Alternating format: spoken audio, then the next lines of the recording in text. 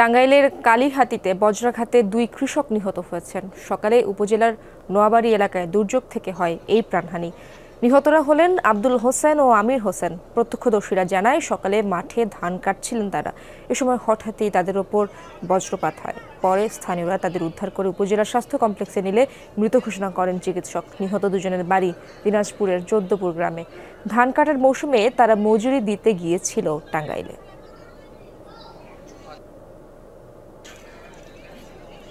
Ceylon family ব্লেন্ডের কড়ালিকার আর সতেজ স্বাদের perfect ব্লেন্ডে স্বপ্নেরা মেলুক টানা। দর্শক, এই বিষয়ে আরো জানাতে যুক্ত হচ্ছেন আমরা সহকর্মী শামীম আল মামুন। আর শামীম, মরদেহগুলো কখন নাগাদ স্বজনদের কাছে হস্তান্তর করা হবে, বিস্তারিত তথ্য আপনার কাছে কি আছে?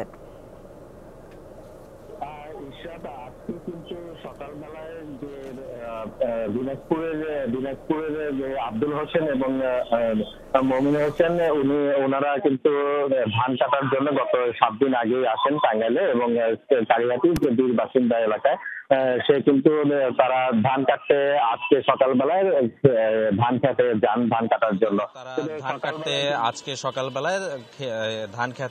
ধান কাটার জন্য কিন্তু সকালবেলায় যে গুড়ি গুড়ি বৃষ্টি ছিল এবং আবহাওয়ার অবস্থা অনেকটাই গোমট আকারের, যার ফলে হচ্ছে যে সকালবেলায় যে ধান কাটার সময়ে সেখানে বজ্রপাত হয় এবং বজ্রপাতে প্রায় 2 জনই বজ্রপাতের আঘাতে নিহত হয় এবং তাদেরকে উদ্ধার করে যে কালীহাতি উপজেলা স্বাস্থ্য কমপ্লেক্সে নিয়ে যাওয়া হয়। সেখানে নিয়ে যাওয়ার পরপরই কিন্তু কর্তব্যরত চিকিৎসকরা তাদের মৃত ঘোষণা করেন এবং তাদের যে লাশগুলো কিন্তু কালীহাতির যে বাড়িতে তারা ধান কাটার জন্য এসেছিল মালিকের বাড়িতে, সেই বাড়িতে নিয়ে যাওয়া হয়েছে এবং সেখানে লাশগুলো রাখা হয়েছে। এবং সেখানকার আমি যে চেয়ারম্যান রয়েছে তার সাথে কথা বলেছি, তিনি বলেছেন যে সেখানের যে পরিবারের লোকজন তাদেরকে খবর দেওয়া হয়েছে, যেহেতু দিনাজপুরে তাদের বাড়ি, টাঙ্গাইল থেকে প্রায় কয়েকশো কিলোমিটার দূরে, যার ফলে হচ্ছে যে তাদের আস্তে আস্তে হয়তো বা বিকেল হয়ে যাবে এবং বিকেলের পরপর তাদের পরিবারের কাছে হস্তান্তর করা হবে।